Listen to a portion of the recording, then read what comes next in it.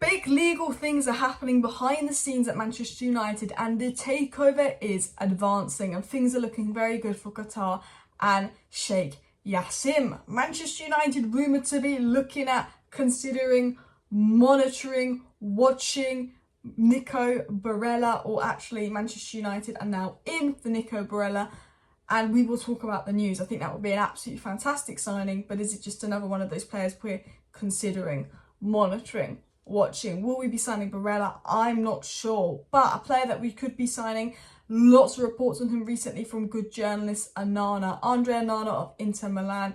As the De Gea situation looms on, the June 30th deadline approaching, it very much seems Ten Hag wants Onana. Very much, I'm going to say this now, De Gea stays, the board have controlled this transfer. De Gea goes, Onana comes in, Ten Hag gets what he wants. So, we're going to talk about first the takeover, then the Barella news, then the Onana news. 3 really interesting stories. So, smash that like button, subscribe down below, let's get into it. And tomorrow morning's video, we'll talk about the McTominay, Declan Rice situation, so do subscribe for that. But starting with the takeover, this is what was said. It was said new. Despite the silence of the Manchester United takeover process in public, advanced talks and significant legal steps are happening behind the scenes. So reports are coming out saying, look, big things are happening behind the scenes. It might be quiet publicly, but trust me, behind the scenes privately, it is moving. Things are moving, and they've got Qatar in this, and obviously Sir Jim in talks, talking about how the deal will be structured, etc. They are moving forward with this. Now, what is interesting about this report and what sticks out about this report to me was last week, Reuters almost broke the internet by saying it's, privately, the Glazers and Qatar are actually negotiating about how they would go into this period of exclusivity.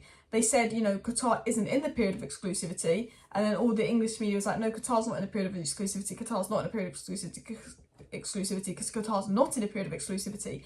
But what Reuters said, which was massive, was that, Qatar have taken the lead, Qatar, Sheikh Yassim seem to be the front runners, and they're actually in talks to go into an exclusivity period, and the only way this will change is if Sir Jim Ratcliffe puts in a new and even bigger bid. So the fact that Reuters even suggested that Qatar were in talks to go into exclusivity period very much said, look, Qatar could be in the lead. Once Qatar go in that exclusivity period, Sir Jim is out of the race, there's nothing he can do. And a week after Qatar, and Reuters is like elite source, like, once Reuters put out that Qatar are negotiating going to an exclusivity period, they never said that they were, and other BBC journalists kind of described the situation as Qatar being 3-2 up in the 89th minute, looking like they're going to win. And reports coming out today that behind the scenes, the legal stuff is going down. It's advancing. Then they didn't say if it was Sir Jim or Qatar that's advancing, but the report that's come out today says behind the scenes, the deal is advancing, the legal stuff is going in place.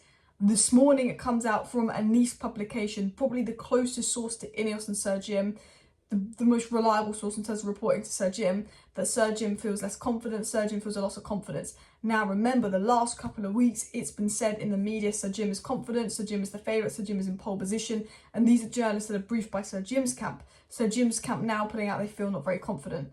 A week after Reuters put out that Qatar are in the lead and that they're negotiating granting Qatar exclusivity, and now we've got another report coming out saying, look, legal things are happening behind the scenes. This takeover is advancing behind the scenes. Now, for me, I still don't know if it's going to be Qatar or Sir Jim Ratcliffe, but from what's been said, there could be mad things going behind the scenes between, Sheikh Yassim and United and the Glazers and this takeover. If things are happening behind the scenes, if the legal stuff is being signed, if it's really advancing, and at the moment, looking at the stock price, looking at the news, Qatar seem to be in the lead. So all signs would be suggesting that's advancing for Qatar. You never know, you can't trust the Glazers. The Glazers, they're greedy rats. They could be advancing with a deal for 6th Street and they could stay. But it makes no logical business sense for the Glazers to stay if they're going to get billions from Qatar. So that is the story on the takeover, and hopefully we'll get more of that tomorrow. I will do a video tomorrow, so if we do get any updates, I will be updating you there as well, and then I will do a live stream tomorrow evening. Anyway, what was said on Barella to Manchester United? And I've got to tell you this now, I don't trust a lot of Italian sources when it comes to news. I think players are just being linked to up for the sake of it because they know it gets clicks. I think this Kim and Jay was the Italian media completely milking it. But this was what was said on Barella. Manchester United are now in for Nico Barella. Although it won't be easy to get a deal done, he still has 3 years left on his contract, and it would take around 80 million euros to persuade Inter to sell. So 80 million euros is about 67 million pounds. Newcastle are going to get for 50 million. United could probably get Barella for 60 million because United won't get him as cheap as Newcastle. Now, Barella's also been linked to Liverpool. Barella's been linked to Man United and Liverpool. Do I think Barella's going to leave Italy? No. If Newcastle, a seriously run club that are willing to spend the money and get business done, have had to go for Tonali because they couldn't get Barella, because let's be honest, Barella is better than Tonali, I don't think that means Barella's going anywhere. If Newcastle can't get Barella, I don't think United will, because Newcastle are a seriously run club. United are not. So as much as I like Barella, it's a fantastic signing this could be, and maybe if Romano or someone reliable starts talking about it, I'll get excited. But for me, I think Newcastle try for Barella. It's very hard to get an Italian player out of Italy. I think he's comfortable. Newcastle gone ahead and got Tonali instead. I think United will maybe looking at Barella, but the thing about United is we're looking at 100 different players and we'll probably only sign 3 to 4 of them max. I think Barella is just one of those people United are looking at considering, but you've got to remember this is United. If it said Man City are looking at Barella, that deal happens next week. If United are looking at Barella, that deal might never happen, because United consider, monitor a lot of players. It doesn't mean we're going to sign them. So I would take the Barella news with a pinch of salt. I think it's interesting, but I would take it with a pinch of salt. The news I wouldn't take with a pinch of salt is Onana, though. I think, I would take some of the stories with a pinch of salt, but, very much is United want Onana. We said in my live stream earlier, if you watched my live stream earlier with Onana, it was said that Ten Hag's had a conversation with Onana. Once the De Gea situation is resolved, United are expected to put in a 40 million bid for Onana. Inter will want 45 million.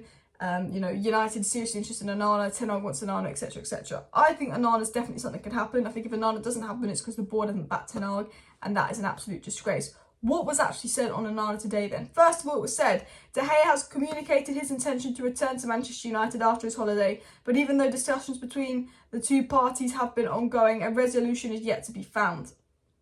So they're saying De Gea would like to come back to United, but a resolution isn't being found. And United aren't actually signing off on De Gea's contract because Ten Hag has told United not to. Ten Hag told United to hold off on De Gea's contract. However, Murta and Arnold probably do want to sign De Gea's contract because they won't want to be spending new money on a keeper. It was said as well, where the same report knew, Erik Ten Hag would prefer his goalkeeper to be naturally suited to playing out from the back, something De Gea has struggled to do. And that Inter Milan goalkeeper Andre Onana has been discussed internally at Manchester United, and they are considering a move for the 27-year-old. Erik Ten Hag worked with Onana at Ajax and is an admirer of the Cameroonian's excellent passing range and confidence with the ball at his feet. So basically, it's come out and said, look, there was reports earlier today that United were willing and prepared to put in a 40 million euro bid for Onana. Once they know what's going on with De Gea, Ten Hag wants Onana, Ten Hag's got contact with Onana, and Ten Hag's made it clear about Onana. And it said that, this Onana transfer is being discussed internally. This is coming out from lots of reports, not just Italian media now. Now we've got more reliable sources close to United coming out saying, look, it's true. Onana's being discussed internally. De Gea's contract's not been signed off. There's issues there because Ten Hag wants a goalkeeper that's better with their feet. And this seems to be the situation with Onana. It was also said by other reports, De Gea leaving and Man United buying a new number 1 is being considered, and Andre Onana is the leading contender if they go down that route. And it seems that, we've been linked to Costa, we've been linked to Pickford, but we know Ten Hag likes players he's worked with before, and Andre Onana seems to be that transfer that Ten Hag would want to do. On Onana as well, there's so much news that's come out on Onana today, and I spoke about it at the end of my live stream earlier today. So if you scroll to 32, 33 minutes into my live stream yesterday, I'm sure I'm talking about Onana as well and all the news that came out earlier today. But this is just the news that's come out in the last hour about Onana that I'm reading. But it also said new. All options remain on the table. Manchester United in dialogue with De Gea, and a compromise could still be reached with competition for the Spaniard also brought into Erik Ten Hag's squad. United is understood to have talks with some candidates for a backup role as well. So it is said, it's been said by the media that Ten Hag wants a new goalkeeper, Ten Hag wants Onana, Ten Hag's discussions with Onana. United have spoken internally about Onana and are weighing up an option for Onana. The fact that, we're going for Højlund and not Kane should give us the funds for Onana. We'll also probably make 25-30 million Dean Henderson sale. Onana should happen. If Onana doesn't happen, it's a disgrace because Onana's clearly what Ten Hag wants. The board don't want to sign a goalkeeper. They want to keep De Gea and get a cheaper option in goal, which for me would be an absolute disgrace. Whether you want De Gea to stay or not, it's about backing the manager. So there's still an opportunity De Gea could stay, and United aren't worried about the deadline because De Gea is available on a free and no one's making offers for him, and that says quite a lot. I like De Gea, he's been a good servant of the club, but no one's interested in signing De Gea. He's not good with his feet. Ten Hag wants Onana. Ten Hag, was leading the race for Onana, and United seem to be serious about Onana. But United haven't done anything with Onana. It's said they've had phone calls that said they're preparing a 40 million euro offer, but it's also been said, United aren't going to do anything for Onana until the De Gea situation is sorted. It's getting and looking increasingly likely that De Gea will go and United won't give him a new contract, but you you just can't put anything past United. They're the kings and queens of stupid decisions in their transfer window, this board. They absolutely are. So I think with Onana, I will keep you updated on that. There was a lot of positive news about Onana to United earlier, being #1 target. Ten Hag having talks with him, United monitoring him. United have spoken to Inter. DiMarzio said that United made their interest clear. The question is now, will United act on that interest or not? You know, we've been interested in Mount, we're interested in Højlund, we're interested in Onana. We've acted on the Mount interest, we put in a bid. Will we do the same for Højlund and Onana? You know, we've got to wait and see. Guys, that is the news today. Do smash a like, do smash a subscribe. Thank you for watching. See you next time. Bye.